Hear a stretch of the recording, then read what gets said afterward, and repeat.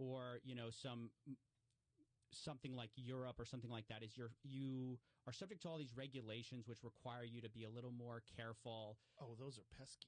Yeah, they're bizarre that so many people got duped. And I felt the same way about Bernie Madoff. I'm not a financially aware person. I'm not into the market. I don't follow these things. Balances. But oops, did I tell you about this $10 billion account? Like, I forgot. It's so silly. So before, it's like if I send you $1 and then you send that $1 on, we can easily trace that back to me, right? It's like here. But if I send $1 to you and everyone's sending you $1, and then you're sending $1 to all, and it just was kind of, I was just trying to find my way. I was just trying to even before that, I had done a show where I was like trying to break down these topics. I was like, really going to sell most of our FTT that we got from that deal. And we're going to sell it. We don't know what's going on there. And all of a sudden it starts this firestorm because people are like, not actually like this incredible business that you thought it was, that you're going to get rich easily. So don't do that. Go do crypto. You got to get into crypto now. And then it became NFTs. Chemtrails. Let me say this. If it's too good to be true, if they're offering market returns that you want to believe in, you go, man, I want to believe this is real. With regulators, they were all Sam was working really closely with regulators to try to get regulations passed. And CZ felt like he was cut out. So that stirred up this battle between them. And ultimately of what's was going on. Now he's still trying to say he did nothing wrong. He maintains he's innocent. And right now, actually, the big kind of scam. This is what was going on in crypto. They're called collateralized loans. But what FTX was doing was they were saying, hey, we'll take $1 million from you, but instead of giving you appreciate your transparency, kind of kissing up a little bit. But I was just like, somebody has to ask him some real questions. So I had 2 prior little Twitter space interactions with him, and he kept getting away with the fact that it's left. And ultimately, because they had lost billions of dollars, it left billions of dollars in credit claims, basically. They didn't have the money. But even Western Union has been they've been getting kind of pinched a little bit, hey, you guys got to stop allowing all of this. But in crypto, because there's no kept making the videos, and ultimately they never did. But I start doing that, and after I cover get rich quick schemes for a while, all these other wallets, that it's impossible to know which of those new wallets my dollar's from. It's just crazy. It's a crazy idea. Was going to undo sort of everything.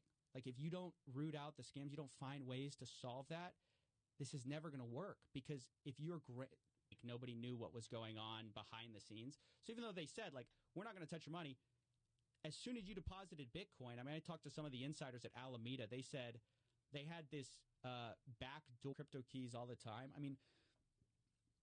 It's kind of an interesting idea where you go, I'm going to get in before everyone else. But you can know their assets. So it's like a big thing recently in crypto. They'll say, hey, we're going to show you proof of reserves. What does that mean?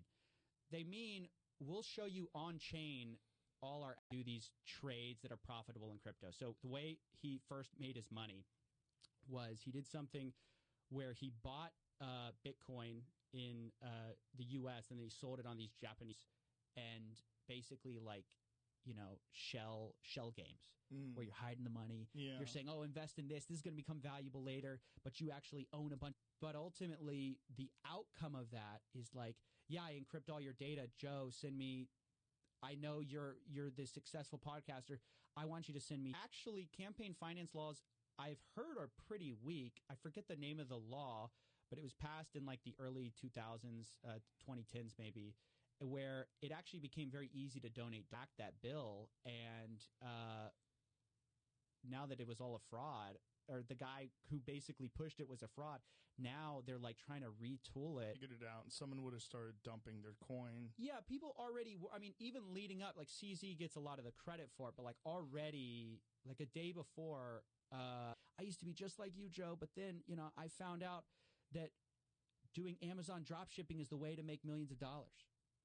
And, I used to fail, but by these little tricks, which thankfully she did, and she's fine now. She takes medication to replace the hormones her thyroid would generate. But I saw my mom kind of get swept in this thing that I knew was nonsense.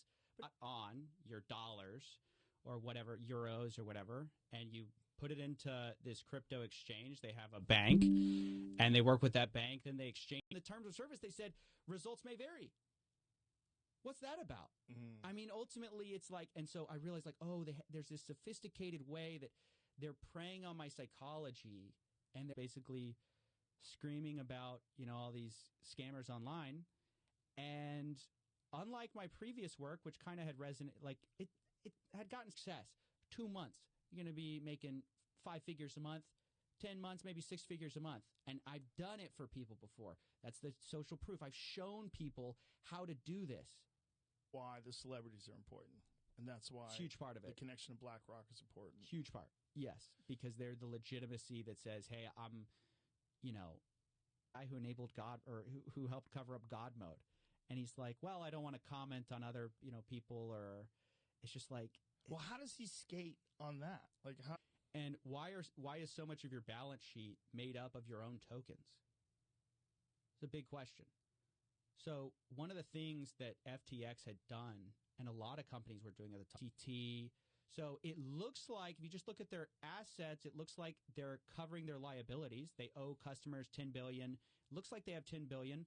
But Elizabeth Warren wrote a letter to them. They're being looked at much more closely. I mean, ultimately, all of these things are so opaque in the sense that that these basically nerds in cryptography thought of, which is it's brilliant. I mean, it is brilliant because it is basically, it's almost impossible to trace stuff.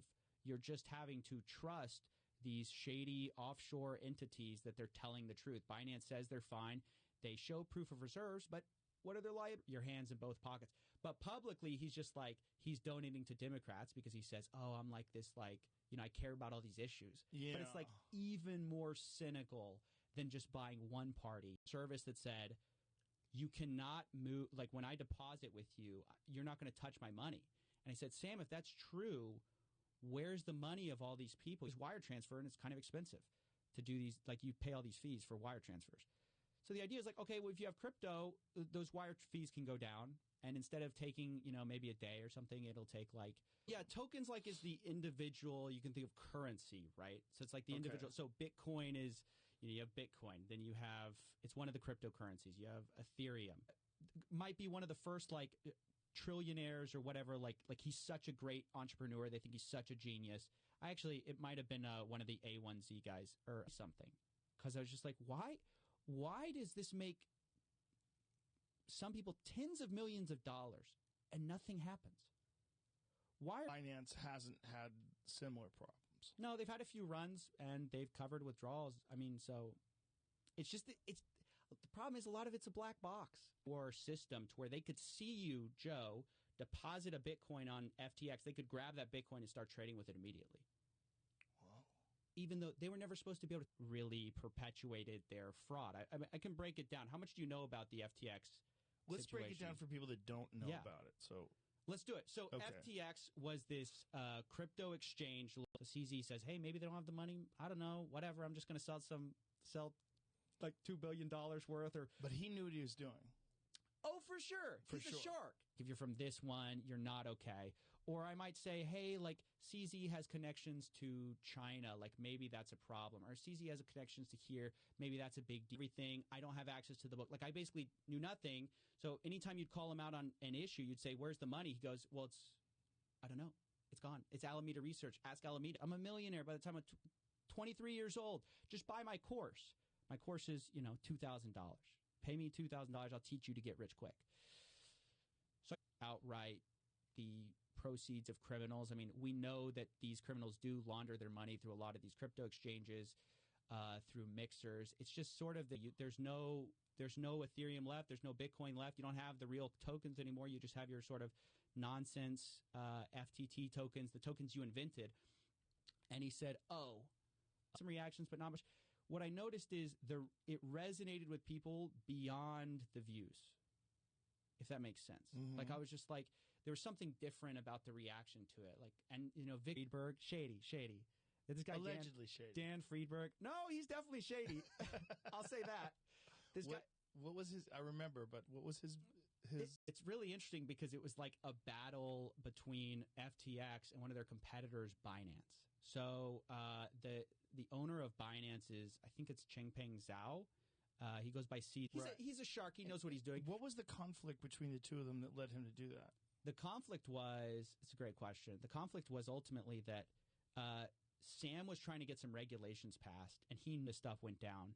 And a report comes out from CoinDesk where it shows FTX's balance sheet. It shows actually what tokens they have. You know, for one of the first times, it was kind of, hey, just make this problem go away. This is the CEO. Like, go blame it on somebody else. Go blame it on some, like, you know, third party that got access to our website. Say it was like a glitch or something. And so so we were warning people, hey, this is probably insolvent. Get your money out. But CZ ultimately was the big, like, he was the most notorious and, like, well-respected. Coinbase, it seems like they're, you know, legitimate. But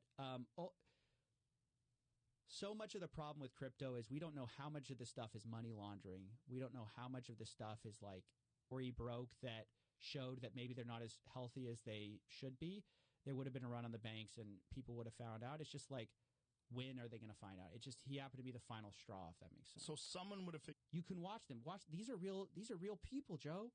You can be just like them. And so I started watching this and I started, like, seeing it. I'm like, oh my gosh, this is so interesting. Now I can just send you $100K. It's going to take me 5 minutes. So that's why when people, like, kidnap people's data and things along those lines, they'd like to get paid. Change that money for some type of crypto token. There's a lot of different tokens out there. And explain tokens, because I don't understand tokens. I know there's crypto and there's tokens. Like, what is the difference between the two? Regulation for, I guess, offshore crypto exchanges, right? And so these campaign finance, these violations, right? The inflation rate, I think, is like 75% or something like that. Like, it's an unimaginable, it's just out of control inflation. And if you hold on to your Turkish lira, you're in for a bad time. I hadn't really found my footing, but throughout my entire life, I had kind of had this relationship with, like, hucksters and fraud where, you know, when I was in high school, my mom got thyroid cancer. How are you going to make some money? And so people invested in FTX thinking that this is going to be a safe platform. This kid is smarter than everyone else. He's shocking thing. And I think that shows, like, if you're running a shady empire, like, who's better than a shady lawyer to try to help you cover it up, right? How did you get in? And then when you have them on, there's a lot of, I wasn't aware. I'm not sure. I'm not aware of that. I don't know. There was all this hemming and do something like that. Like, why would he publicly communicate? This is why it's so interesting to me to look at fraud. Like, this is why it fascinates me, as well as I think it's an important thing. Located out in the Bahamas, which is a great place to put your... why do they do it in the Bahamas? Because it's unregulated. So the problem with doing stuff in the United States, he's one of the leaders at the NASDAQ. I mean, he was one of the go-to guys. And so you thought, well, I invest with Bernie, like, I can't lose. It's like almost, you know, betting on the house. Views about what? Like, you didn't start doing this. You started doing just like a normal interview show? I was just doing a normal interview show with a few of my buddies. And I'll have to... my feeling is offshore entities should not be... They're not subject to our rules. How can you allow offshore, like... Yeah, I don't know. It's very on sticks or something. Like, it was never... The problem was the foundation was wrong from the beginning. If you don't have enough deposits to cover withdrawals... You just don't have the money, right? You're at the end when you're, like, ready for this thing to go down, because I know as soon as I get on, it's going to end pretty quickly after. I said, let me on. Let me ask him some real hard questions. Because all these guys are like, Sam, you know, and so now it's trying to be sorted out by the guy who literally unraveled Enron. And he says, this lawyer goes, it's worse than Enron. There's some of these people making hundreds of millions of dollars. People are miserable at the end of it. And nothing happens. And that was the start of my show. So you start just doing interviews. Is buying both, lying about it, so that you can get all the good press of like caring about all these social issues while also not caring at all. You can't do that and then say, oops, I played a little too much of my video games and lost billions of dollars. Like, this doesn't fly. Well, he wasn't saying that I played the video games and that's why I lost the money. But I'm from the Bahamas and I'm American, so that might be fine. I mean, everyone's always interested in the regulations benefiting them. The challenge now, though, is, you know, a lot of people had Bazzi on Twitter. I probably butchered his name, but he was actually originally sort of an ally of Sam. So he invested in FTX early on, put $100 million in, and one guy who lost a hard drive and who's paying people to go through a landfill to try to find his hard drive because there's billions of dollars worth of Bitcoin on that hard drive. Yeah, people lose their. These guys basically, a lot of these people backed Sam with the highest endorsements, and so if you're just an average person, you're thinking, well, how much more due diligence can I do than all these other guys? He launches Alameda Research first, which is just like this trading firm, which basically the idea here is we have some ideas, we're going to raise a little bit of money, and we're going to really, everyone got to look at it all at once in one place. And people notice, like, wait a second. A lot of their assets are just their own tokens. Like they had a serum token, which they control most of, very treatable kind of cancer, and she's fine. But at the time I watched her as she's like, gets this diagnosis, gets swept up with all these hucksters who are telling her that the way to treat thyroid cancer. That's the issue was FTX's problem was not CZ. Ultimately, he's kind of the guy who like pushed over the house made involved in what you do. It's a weird thing. So when did you start your YouTube channel? So I started it a few years ago, 2018, 2019. Went from the arms of one huckster to another. Like it's just like almost to something worse. He'd be afraid of being indicted, or I don't really understand why he can't go, but he can't go to America. So Sam was meeting with regulators. CZ felt cut out, like he was basically going to get a bad deal, which is kind of grifting here. And so, but you'd see him in nice cars, and so I was like, what am I looking at? And then as I'm doing my YouTube show, I'm like, I get fed a bunch of God mode on Ultimate Bet, where the CEO could see everybody's hands and play on the site, seeing everybody's hands. So Sam goes, oh, you won like our battle. And people were like, is it a battle when you lose billions of dollars of customers? This big mess right now, and we're waiting for regulators to figure it out. Finally, regulators have stepped on the scene, but, right now it's just this kind of wild, wild west. Literally had a $10 billion account that he mislabeled with Alameda Research. Mislabeled? Yeah, it's kind of like, okay, it's a little bit chic to be donating to Democrats. You can do that without too much, negative press. But if I'm the number 3 donor to the Republican Party, that's going to be a bad look. Ultimately going to find out what we're doing here. How many more of these are out there in the world? As big as FTX, touch your money, obviously. That was the whole point. It's like, you deposit with us, we're not going to do anything with your money. It's your money. It's like a deposit. Like it's almost like a bank. Like you deposit with a bank. Your bank isn't supposed to go ahead and take your money. Like, actually, his whole technique of shifting the blame like onto Alameda and like I don't control Alameda. I've seen something very similar. I'm investigating this Ponzi scheme that's offshore. So if you default on that loan, I'm out $1 million. Another way is I ask for, okay, I'll take some equity in the studio if something goes wrong, right? So I cover my butt if you default on it. Now, that's what ultimately matters is how much do you have on deposits that you owe out? And so with Binance, we don't really know. The only one we have a little bit more of a look into. It wasn't a scam. I've said this before because I root for nerds to like be that successful that you just completely living outside the norms of society, just fucking. A lot of people found out about crypto the same time the mainstream media, everyone else did. So by the time they're actually investing, it's too late. It's too late. I think the most fair case you could make about pilfering FTX, the customer deposits, and was using it in Alameda Research, which was his trading firm, to try to make extra money, and he lost it. And so this is all because it's on after the fact. He's still playing video games, and you're like, can you have the decency to get off the video game and talk to people? So bizarre. It's just so bizarre to expose, but like I'm interested in the characters who perpetuate fraud because they're such interesting psychological case studies. Sam Bankman-Fried, you could probably write a whole book about that because every day it's getting less valuable. So the question is, what do you do if you're in that country making money? If you want, most of this $10 billion is just their own tokens.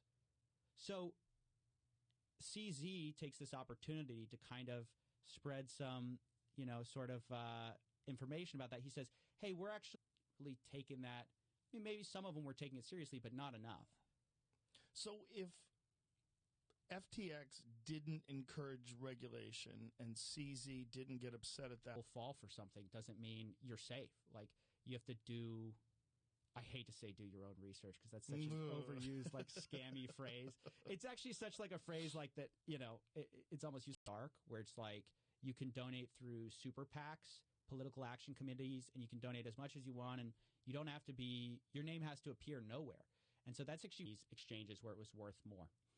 So he was arbitraging this difference in prices. And then after he made his money that way, so by the third interview, I'd studied him and I said, okay, how do we get down to FTX's responsibility in this whole thing? And I kept coming back to, it was the terms of, I'm this guy who's going to maximize good in the world.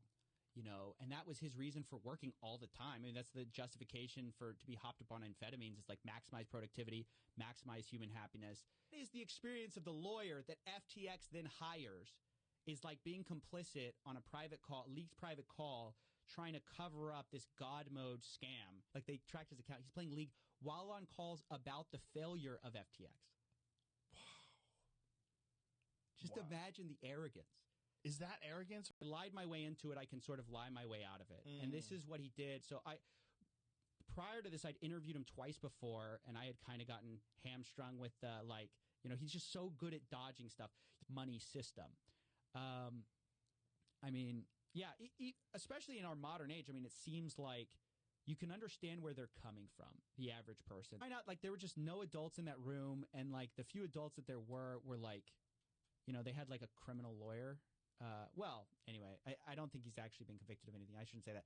They had this guy, Dan, to store your money somewhere else. How do you store it? So there's this idea of like these alternative currencies that are kind of interesting. And then there's some arguments that like, hey, if you're someone like me, he cleaned up on all his own customers, just basically taking their money. Like, oh, I know exactly when to fold. I know exactly when to bet. So he had God mode enabled, and then they found out. Your issue is that anytime there's demand for withdrawals, you're going to encounter problems. So it was going to be inevitable anytime any store labeled the account fiat at FTX. And so what prosecutors are now arguing is he knew, of course, what it was. He deliberately obscured. So I decided to start pursuing it step by step. And at first it was like just me discovering like, well, what is this? Well, how does this scheme work? Okay, so I buy this course and then what? So the person's not named in the report who is donating to Democrats. We know the one donating to Republicans was Ryan Salami. But that person eventually, we don't know. I mean, there's only a few that are bigger, like there's Binance, very opaque company. We don't exactly know. And what has happened to Binance since FTX went? Her and I believe Gary Wang were big executives. They're cooperating. They pled guilty. They're cooperating with the feds. I mean, they did the switch of that token, then you sell it off, and then the price plummets, so you thought you had a bunch of money, but actually it's worth nothing. Like, there's all these new scams that have emerged as a result of people getting interested in this idea of an alternative 5 minutes or 3 minutes. So I don't want to give off the idea that, like, there's nothing here. But the problem is that there was already all this worry in the past. That summer, there had been a bunch of companies that collapsed, and people had never thought FTX. It was kind of the first time anyone thought FTX could maybe not have the money. I start covering it, and then I start to get cease and desist letters. They don't like that. So they start to send me, they say, hey, you better shut up, or we're going to sue you. And I was like, okay. I'm not going to stop making these videos. I just have ads, like get-rich-quick schemes. Like you've got a bunch of people, flexing in their Lamborghinis, telling you, they're like 25 years old, telling you want to get rich by 25 or 22. I'll show you. I made $1 million, found out how to be successful. And if you invest with me, I'll save you time. You could do it yourself, Joe. You could do it. But it's going to take you 5 years. Get with me, and I'm going to shortcut your Ethereum. What are we tracking here? And then it goes to some mixer somewhere, and then we don't know where it goes after that. So when Sam Bankman-Fried was working with where's the money? I don't know. But he controls everything. And so it's like this is the tactic of these offshore companies is like you put the launches FTX in 2019, and that's a crypto platform where honestly you can make a lot more money than just with a trading firm. So FTX quickly skyrockets in popularity. What is it's a crypto exchange, right? So how does that work? So the first question is when you learn about crypto, and like one of the first things the guy does is he controls it, but he renounces ownership. He goes, "Oh, I'm passing it off to some sham director," and he goes, "I don't have anything to do. I don't know." So like the house always wins, right? So when FTX was taking off, it just seemed like everyone who was someone was backing him. So then it was okay, and then I think a lot of these people deferred. I used to play like a variant of League, so I know it's fun, but it's not like fun to the point. Look, this guy's whole thing was like, I'm this effective altruist. You withdraw, there's nothing tying your Ethereum to your particular address to like this random external address because you send it to a different one. Calling that a fraud early. I have a buddy of mine. He goes by Dirty Bubble Media on Twitter. He's like one of the Anon Twitter accounts. He was calling it a fraud. There were things that were coming out, like questions about, okay, they say they have all this money. Where on chain is it? So like the blockchain, everything's publicly, you can see it. Did you interview him before the scandal? No, not before the scandal. So it's like as it was going down. As it was going down, he goes on all these Twitter spaces. He doesn't want to, he's doing interviews with them. They wanted to store some Bitcoin with Tom Brady. They wanted to be alongside Tom Brady. So he's like, there was fungibility between wallets. As a Matt Levine interview with Sam Bankman-Fried. He didn't call him a fraud outright, but he's like, hey, it seems like you're in the Ponzi business, and business is good. Whoa. And what did he say to that? The son of Harvard lawyers, we just sort of can't lose. And nobody paid attention to some of the red flags that were going on until ultimately it was too late. It turns out he was caught. In my view, what he did was criminal. That's why I started. But it hasn't been prosecuted or anything like that. But he's on a leaked private call. Everyone can go listen to it yourself. It's just this very strange. And these offshore entities were also using like U.S. branches. Like there's FTX US, which was like more regulated, but not really that regulated. It's the CEO as of 2020. He hands it to this, a girl he actually had a relationship with, Caroline Ellison, right?